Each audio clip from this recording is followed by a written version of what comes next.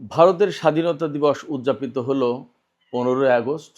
প্রধানমন্ত্রী নরেন্দ্র মোদী যে বক্তব্য দিয়েছেন তার ভিতরে সবচেয়ে গুরুত্বপূর্ণ একটি বিষয় ফুটে উঠেছে আল জাজিরার প্রতিবেদনে। তাতে বলা হয়েছে ভারতের নকশালদের, মাওবাদী নকশালদের অস্তিত্ব প্রায় শেষ, কিন্তু নকশালদের যে বুদ্ধিজীবী আছে তাদের পেছনে লাগতে হবে, তাদেরকে ধরতে হবে, এখন তাদেরকে নির্মূল করতে হবে। ভারতের স্বাধীনতা দিবসে প্রধানমন্ত্রী নরেন্দ্র মোদীর এই বক্তব্য থেকে বেসিক্যালি কি বার্তা আসছে? এদিকে পাকিস্তান চীনের কাছ থেকে J-35 যুদ্ধ বিমান কিনতে যাচ্ছে এমন খবর বেরিয়েছে।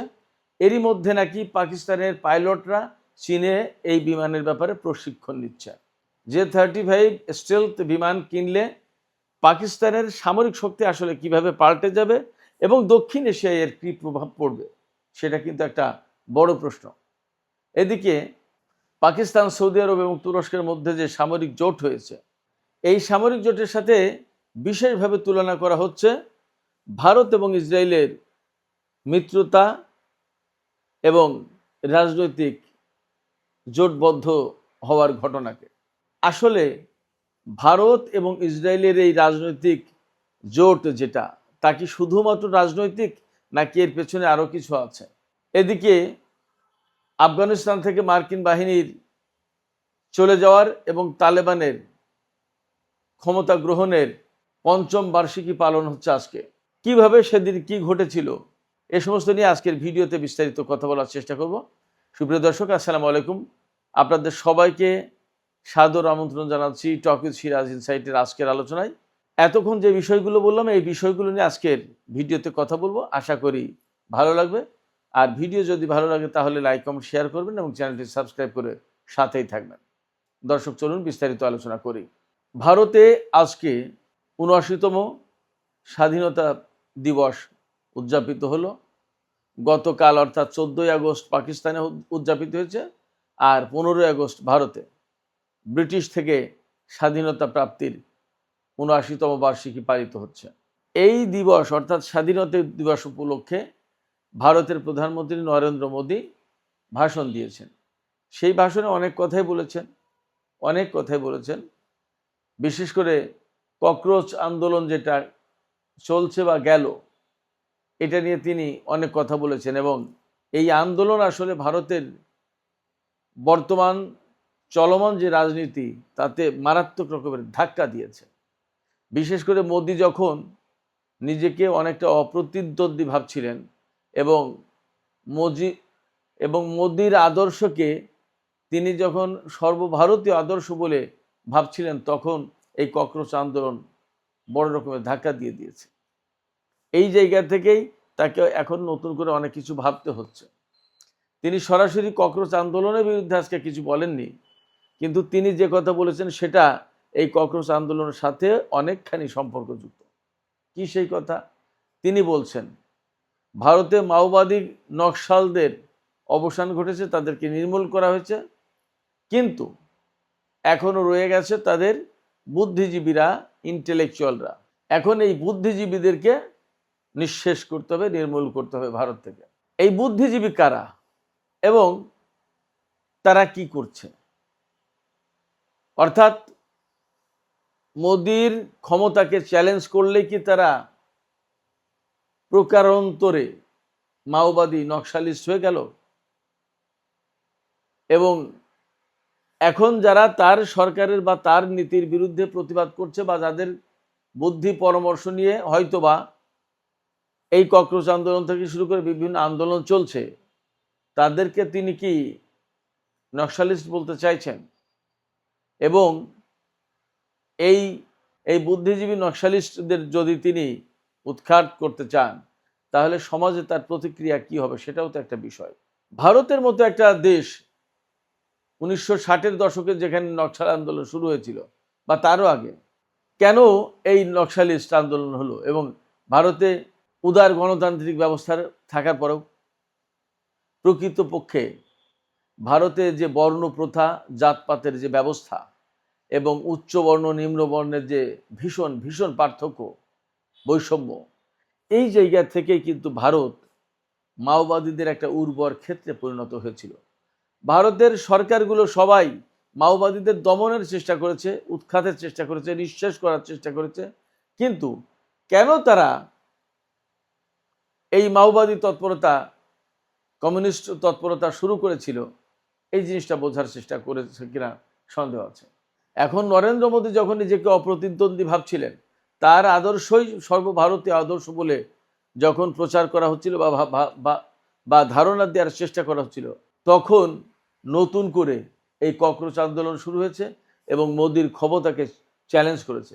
শুধু তাই না, এইবারই প্রথম কেন্দ্রীয় শিক্ষামন্ত্রী পদত্যাগ করেছেন আন্দোলনের প্রেক্ষাপটে, আন্দোলনের মুখে। সরকার পিছু হতে বাধ্য হয়েছে, নত হতে বাধ্য হয়েছে। এই জায়গা থেকে হয়তো তিনি এক ঢিলে কয়েকটি পাখি মারার চেষ্টা করছেন। হয়তো এই ককরোচ আন্দোলনের পেছনে যে সমস্ত বুদ্ধিজীবী ছিল, তাদেরকেও তিনি হয়তো মাওবাদী বলে নির্মূলের চেষ্টা করবেন। অর্থাৎ তার মতের এবং পথের বাইরে গেলে হয়তো তাদেরকে মাওবাদী আখ্যা দেওয়া হতে পারে। তার মানে ভারতে নতুন করে রাজনৈতিক দমন পীড়ন সৃষ্টি হবে, এটা মোটামুটি একটা ইঙ্গিত পাওয়া গেল বলে বিশ্লেষকরা ধারণা করছেন। স্বাধীনতা দিবসের ভাষণে যখন নরেন্দ্র মোদী এরকম একটা বড় সংকট টেনে আনে, তখন বোঝা যায় নরেন্দ্র মোদীর সরকার খুব স্বস্তিতে নেই, ভালো নেই। ভারতের রাজনীতি খুব স্মুথলি যাচ্ছে না। এইরকম একটা প্রেক্ষাপটে পাকিস্তান কিন্তু বারবারই হুমকি দিচ্ছে। গতকাল পাকিস্তানের প্রধানমন্ত্রী শেহবাজ শরীফ একেবারে কড়া ভাষায় হুমকি দিয়েছে সিন্ধু নদের পানি বন্টনের ব্যাপারে, পানি চুক্তির ব্যাপারে। আজকে খবর এসছে পাকিস্তান চীনের কাছ থেকে J-35 স্টেলথ যুদ্ধ বিমান কেনার চুক্তি করতে যাচ্ছে এবং এই বিমান শুধু স্টেলথ প্রযুক্তি না, পঞ্চম প্রজন্মের অত্যাধুনিক, সম্ভবত বিশ্বে এর চেয়ে আর আধুনিক বিমান এখন নেই, যুদ্ধ বিমান। আমেরিকার হাতে যে F-35 যুদ্ধ বিমান আছে, তার চেয়েও এই বিমান শক্তিশালী এবং কার্যকর। এই বিমান এত শক্তিশালী এবং এত মূল্যবান কেন? J-35 যুদ্ধ বিমানে রয়েছে PL-15 দূরপাল্লার ক্ষেপণাস্ত্র বহনের ব্যবস্থা। এর অস্ত্র ভাণ্ডারের ভেতরেই এই ক্ষেপণাস্ত্র বহন করতে পারে, বাইরের পাইলনেও ক্ষেপণাস্ত্র বহন করা যায়। J-35 যুদ্ধ বিমানের 3 ধরনের ক্ষেপণাস্ত্র ব্যবহার করা যায়। একটা হচ্ছে PL-15, PL-17 এবং PL-21। PL-15 হচ্ছে 200 থেকে 300 কিলোমিটার পাল্লার ক্ষেপণাস্ত্র, আর PL-17 হচ্ছে 300 থেকে 400 কিলোমিটার পাল্লার ক্ষেপণাস্ত্র। এটার পাল্লা নাকি 500 কিলোমিটার পর্যন্তও হতে পারে। আর PL-21 যেটা, এই ক্ষেপণাস্ত্রের পাল্লা হচ্ছে 800 থেকে 1000 কিলোমিটার। এই সমস্ত ক্ষেপণাস্ত্র বহু দূর থেকে অ্যাওয়াক্স বিমানগুলো, যেটা দিয়ে গোয়েন্দা তৎপরতা চালানো হয়, আকাশের নজরদারি করা হয়, এবং তেল ট্যাঙ্কার, যারা আকাশ থেকে যুদ্ধ বিমানকে জ্বালানি তেল ভরার কাজে সাহায্য করে, সরবরাহ করে, এই সমস্ত বিমান ধ্বংস করতে এই ক্ষেপণাস্ত্র খুব কার্যকরী। অর্থাৎ শত্রুপক্ষের আকাশের চোখ অন্ধ করে দেওয়ার জন্য এই যুদ্ধ বিমান এবং এই সমস্ত ক্ষেপণাস্ত্র খুব কার্যকরী। পাকিস্তানের হাতে যদি J-35 এই যুদ্ধ বিমান চলে যায়, তাহলে সেটা পাকিস্তান যেমন শক্তিশালী হয়ে উঠবে, তার বিমান বাহিনী এবং আকাশ শক্তি, বিমান শক্তি যেমন ভীষণভাবে পাল্টে যাবে, তেমনি দক্ষিণ এশিয়ায় কিন্তু সামরিক ভারসাম্যের ক্ষেত্রে বিরাট নতুন ধরনের পরিবর্তন আনবে। কারণ ভারতের হাতে পঞ্চম প্রজন্মের এই ধরনের বিমান নেই। সেখানে পাকিস্তান নিজের J-F-17, এরপরে J-10C, J-20, আবার J-35, অর্থাৎ চীনের হাতে যা আছে পাকিস্তানের হাতে তাই থাকবে।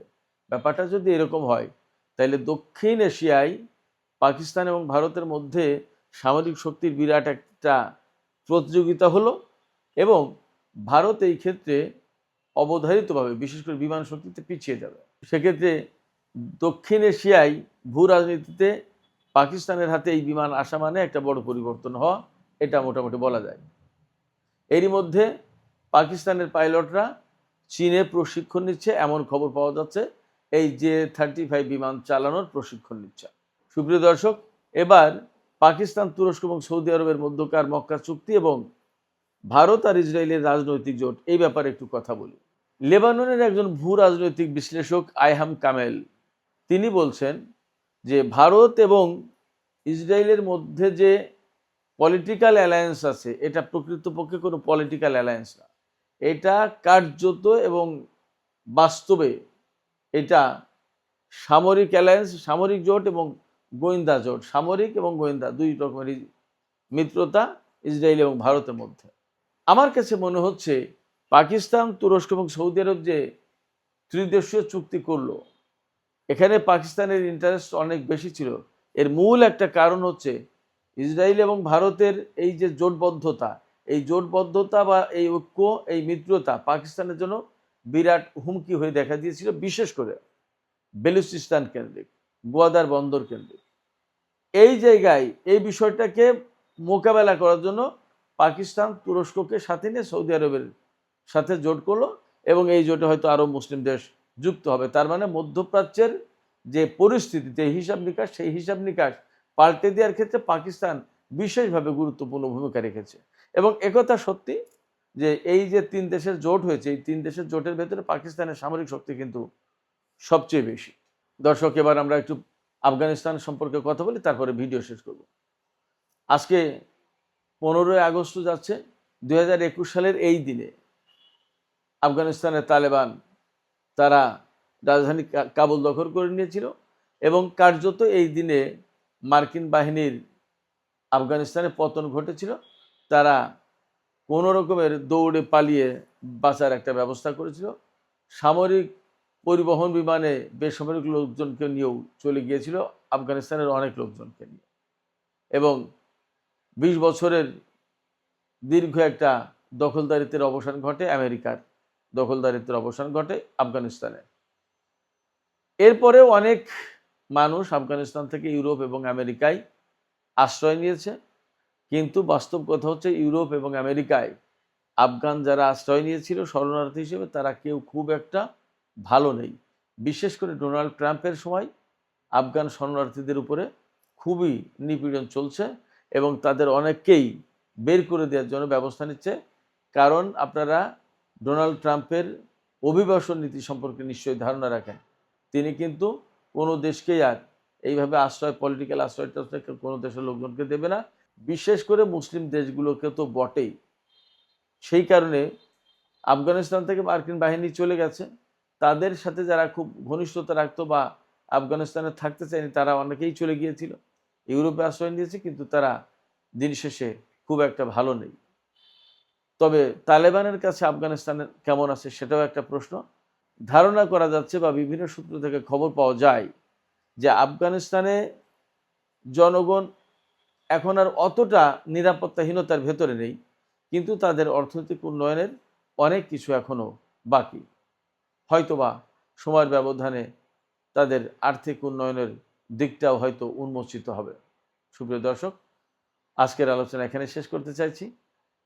আলোচনা শেষের আগে আপনাদের কাছে জানতে চাই, আপনাদের মতামত জানতে চাই, পাকিস্তান যে J-35 যুদ্ধবিমান কেনার চেষ্টা করছে চীনের কাছ থেকে, এই বিমান যদি কেনে এবং এই বিমান যদি তাদের বহরে যুক্ত করে পাকিস্তান, তাহলে আসলে দক্ষিণ এশিয়ায় সামরিক শক্তির দিক দিয়ে ভারসাম্যের কোনো বিরাট পরিবর্তন হয়ে যাবে এবং কী ধরনের প্রভাব পড়বে বলে আপনাদের মনে হয়? আপনাদের মতামত জানিয়ে কমেন্টে লিখতে পারেন। আর ভিডিও ভালো লাগলে আবারও বলি, লাইক, কমেন্ট, শেয়ার করবেন এবং চ্যানেলটি সাবস্ক্রাইব করে সাথেই থাকবেন। দর্শক, আজকের আলোচনা এখানেই শেষ করছি। আপনারা সবাই অনেক অনেক ভালো থাকুন। আল্লাহ হাফেজ।